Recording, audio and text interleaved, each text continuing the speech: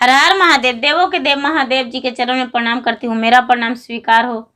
माता गौरा पार्वती के चरण में प्रणाम करती हूँ, मेरा प्रणाम स्वीकार हो।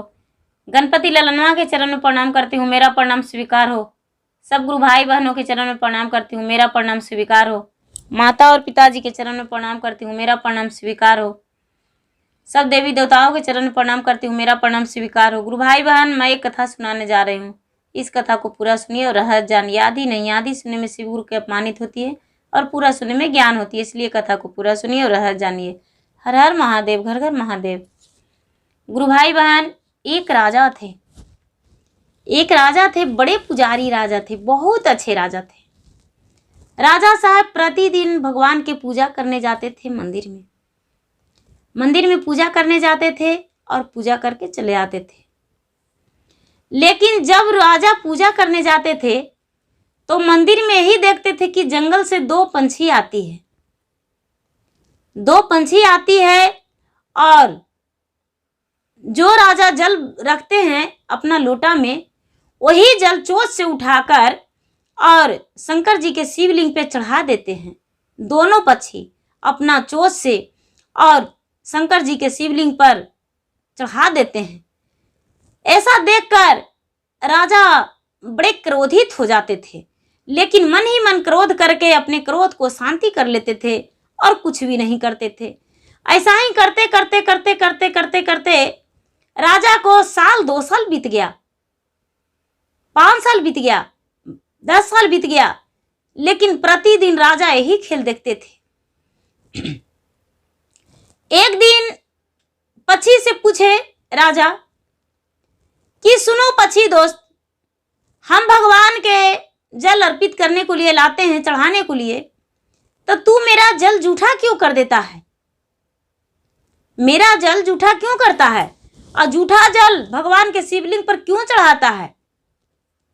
पक्षी बोला, महाराज आप नहीं जानते, हम पंछी हैं, मेरा जल तो जूठा हो ही नहीं सकता है, क्योंकि मेरा जल कैसे जूठा हो सकता है? आप तो हाथ से लाते हैं और ला के शिवलिंग पर चढ़ाते हैं, लेकिन मेरा तो चोंच ही है, मेरा तो हाथ पांव नहीं है, इसीलिए मेरा जल जूठा नहीं हो सकता है। मेरा जल भी जूठा भगवान स्वीकार करते हैं, इसीलिए हम जूठे जल को भगवान को चरण पे चढ़ाते हैं।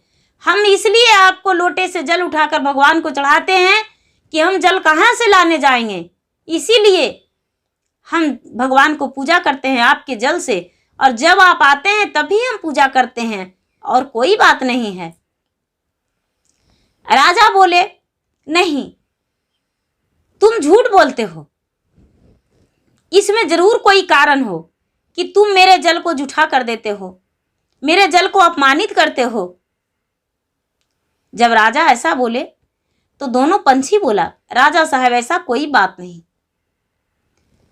राजा गुस्से में नाराज होकर बोले, पक्षी हम तुम्हें ऐसा आशीर्वाद देंगे कि तू जल के भस्म हो जाएगी, क्योंकि हम भगवान का भक्त हैं, और हम आशीर्वाद दे देंगे, ऐसा श्राप दे देंगे तो तू जल के भस्म हो जाएगी।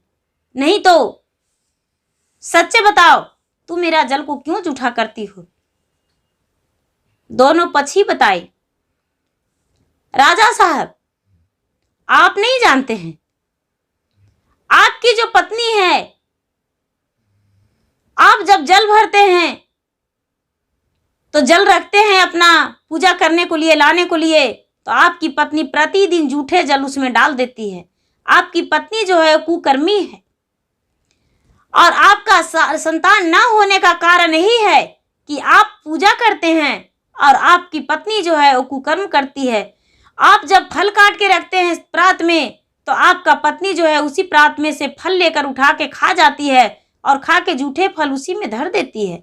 इसी कारण आपको संतान नहीं होता है, और आपके राज में रहने के कारण हम प्रतिदिन भगवान को पूजा करते हैं कि हे भगवान, राजा के पत्नी के बदले हम सह लेंगे और राजा के पत्नी के बदले में हम पूजा करते हैं, लेकिन राजा को कोई ऐसा दंड नहीं दीजिएगा और रानी को। और आपका पुत्र नहीं है तो चाहते हैं कि आपका पुत्र भी हो और मेरा राज में राजा राजे के ही पुत्र बने, इसीलिए हम आपका जल प्रतिदिन अपने चोंच से भगवान के शिवलिंग पर चढ़ाते हैं। राजा ऐसा सुनकर बोले कि नहीं, अपने तेगा से तुम्हें काट डालेंगे, तू झूठ बोलते हो। पक्षी बोला, नहीं राजन, आप इस बात को प्रमाण लेना चाहते हैं तो आप सबसे पहले जल जहां रखते हैं वहां रख के छुप के देखिए, पहले पीछे मुड़ के। आपको रानी आती है क्या करती है। राजा क्या करते थे कि जल आंगन में रख देते थे तुलसी के वृक्ष के नीचे, और चल जाते थे धूप दीप नैवेद्य लाने को लिए। और फल जो रहता था थाल में रखा हुआ रहता था, जल रखा हुआ रहता था।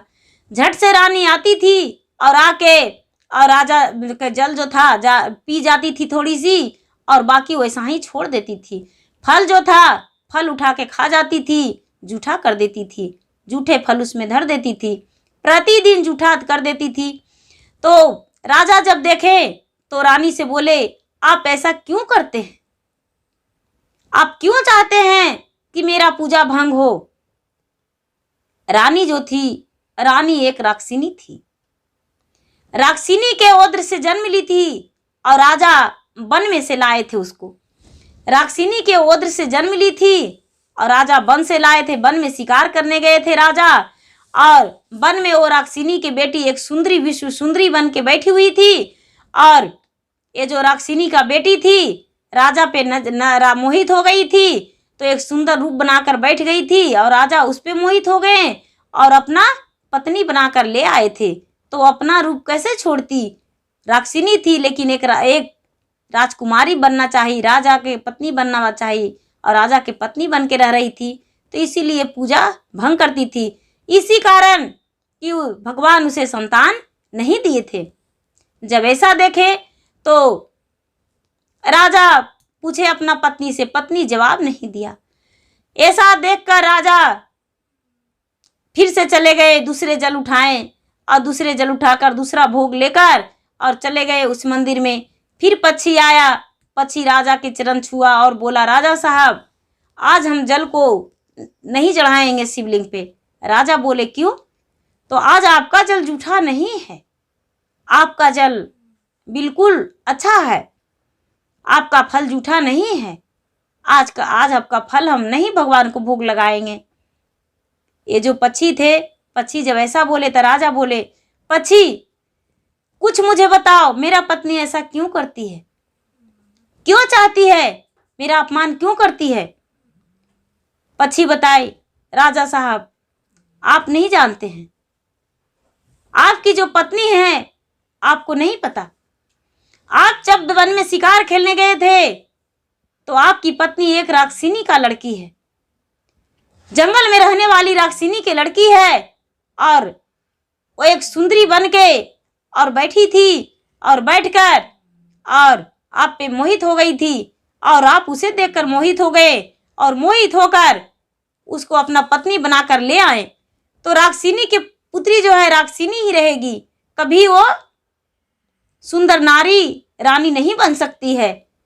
अपना रूप तो बना सकती है लेकिन रानी का स्वभाव नहीं आ सकता है, राजकुमारी का स्वभाव उसमें नहीं आ सकता है, वो भगवान के पूजा पाठ नहीं कर सकती है। इसीलिए आपका भोग को जूठा कर देती है और चाहती है कि घर में दरिद्रा का वास हो और पूरा मेरा राज चले। यदि आप पूजा पाठ छोड़ देंगे तो उस घर में पूरा राक्षिनी बस जाएगा। वो अपने झुंड को ला कर रखेगी और वहां पर राज करेगी, आपको मार देगी। राजा जब ऐसा सुने तो राजा तंग आ गए और भगवान भोलेदानी से कहने लगे कि हे भोलेदानी, इतना दिन हम पूजा किए लेकिन आपसे हम कभी भी कुछ नहीं मांगे, लेकिन आज हम कुछ मांगना चाहते हैं। आप मुझे प्रचंड होकर आशीर्वाद दीजिए और मुझे कुछ अच्छा ज्ञान दीजिए कि जिसमें हम कुछ कर सके। भगवान भोलेनाथ प्रकट होकर बोले, राजन तूने तो एक तपस्वी की तरह मेरा तप किया है, बताओ किस लिए तूने मुझे पुकारा। बोले, हे भगवान हम इसीलिए पुकारे हैं कि ऐसा क्यों हुआ मेरे साथ धोखा, जो कि मेरे साथ एक राक्षिनी रह रही है। भगवान बोले, हाँ राजन तूने गलती किया है, वो तो सुंदरी बन के और जंगल में थी, लेकिन तूने उस पे मोहित होकर अपना घर ले आया। जाओ, जिस जगह पे लाया था उसी जगह पे उसको त्याग कर दो और घर आ जाना, तुम्हारे साथ वो नहीं आएगी। बोले ठीक है। राजा क्या किए, घर गए और घर जाकर और जो अपना पत्नी थी, उसका पत्नी को अपना जंगल में छोड़कर और राजा लौट आए। जब राजा लौट आए तो वो जो राक्षिनी का पुत्री थी, वो राक्षिनी जंगल में रह गई। उसका राजा के साथ दाल नहीं गला, राजा के साथ जीवन नहीं बीता, अपना राज नहीं कर पाई। अब राजा जो थे, राजा अपना भगवान के पास आए, भगवान से क्षमा मांगे और एक सुंदर सा राजकुमारी देखकर राजा साहब विवाह किए। जब सुंदर सा राजकुमारी देखकर राजा विवाह किए तो दोनों पक्षी जो थे, दोनों पक्षी को राजा साहब अपने महल में ले जाकर अपने महल में रख लिए और खुले उनका रखने लगे और उन्हें दाना देने लगे और राजा साहब उनको बहुत प्यार से रखते थे। एक बार की बात है कि राजा साहब सोचे कि अच्छा, इतना पक्षी मेरा ख्याल करता है तो आखिर इस पक्षी को रिश्ता मेरा क्या है, जो इतना पक्षी मेरा देखभाल करता है, इतना आगे पीछे मेरे बारे में जानता है, कुछ ना कुछ तो जरूर इससे मेरा रिश्ता है।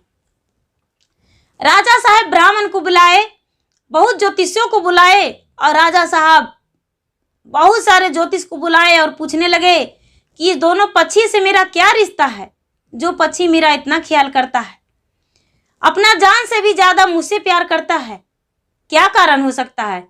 बहुत सारे ज्योतिष आए लेकिन कोई नहीं बताए।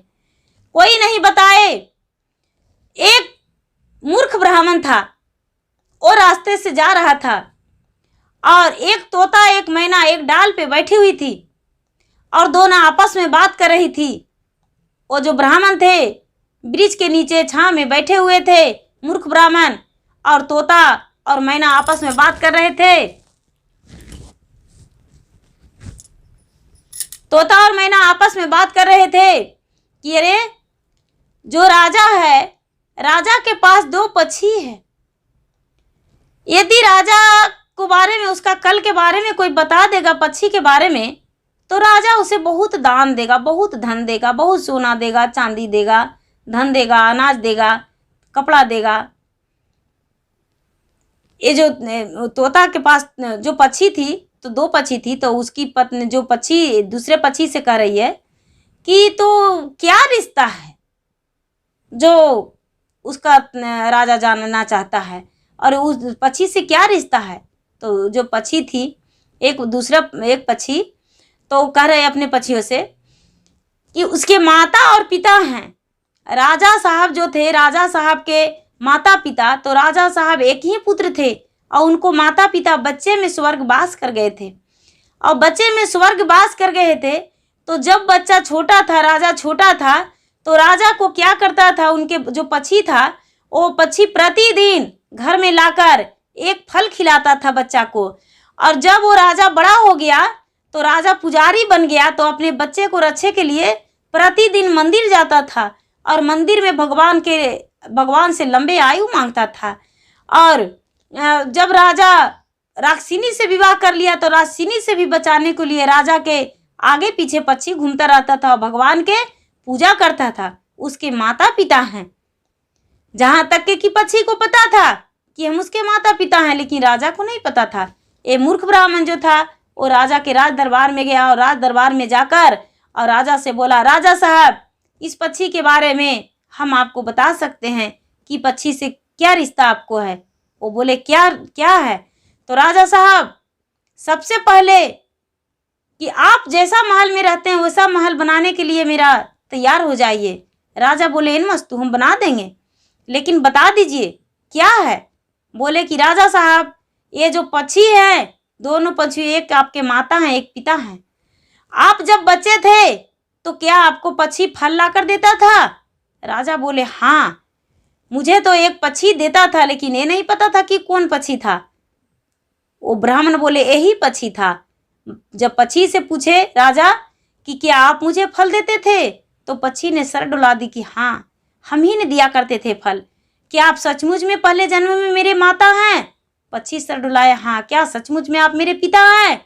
हाँ, सचमुच में। दोनों जब सर डुला दिए तो राजा साहब पक्षी और पक्षी को गले लगा लिए और कहने लगे कि आप मर के भी जिंदा हैं, आपका तो मृत्यु हो गया था, लेकिन आपने तो मर के भी अपने एक माता और पिता का फर्ज निभाए और मेरा कल्याण किए, मेरा रक्षा किए, मेरा आगे पीछे घूमे और दूसरे से मेरा प्राण को रक्षा करके और बचाए और मुझे संभाले, अच्छा ज्ञान दिए, अच्छा शिक्षा दिए। हम तो जब मेरा जल जूठा कर देते थे तो मुझे बहुत क्रोध आता था, लेकिन भगवान ने मुझे इतना दया किए, परमात्मा ने मुझे दया किए कि आप पे अपना क्रोध को कभी नहीं हम उबाले और अपना क्रोध को अपना मन में ही शांत रखे। माताजी पिताजी मुझे माफ़ कर दीजिए। और उस पक्षी को उस दिन से राजा और उनकी पत्नी दोनों अपने माता पिता की तरह, जैसे माता पिता को रखते हैं लोग, उसी तरह माता पिता के जैसे रखने लगे और समय समय से उन्हें का भोजन देने लगे और अपना पक्षी को बहुत प्यार करते थे। और जब दोनों पक्षी का मृत्यु हुआ तो अपने माता पिता को जैसे कर्मठ करते हैं, उसी तरह राजा पक्षी को भी पूरा क्रियाकर्म किए, अग्नि संस्कार किए और पूरा ब्राह्मण जेवनार किए, अपना पूरा कर्मठ किए और कर्मठ करके और राजा अपना शांत हुए और राजा अपना पत्नी के साथ जीवन बिताने लगे। उनके एक पक्षी को भी पक्षी से भी माता पिता को राजा को प्यार मिला और अपने पुत्र धर्म पक्षी के साथ भी निभाए। हे भगवान भोलेनाथ, हे महादेव, जैसे आप राजा पे मत दया किए कि उसके माता पिता ना होते हुए भी उनके माता पिता दूसरा जन्म लेकर और पंछी के रूप में भी राजा को मदद किए। हे भगवान भोलेनाथ, जिसका माँ और पिता नहीं है वो किसी रूप से अपने बच्चे को मदद कर दे और उनका बच्चे को सहारा मिल जाए। गुरु भाई बहना, मेरा वीडियो अच्छा लगे तो इसे लाइक कीजिए, शेयर कीजिए, सब्सक्राइब कीजिए। धन्यवाद। हर हर महादेव, घर घर महादेव।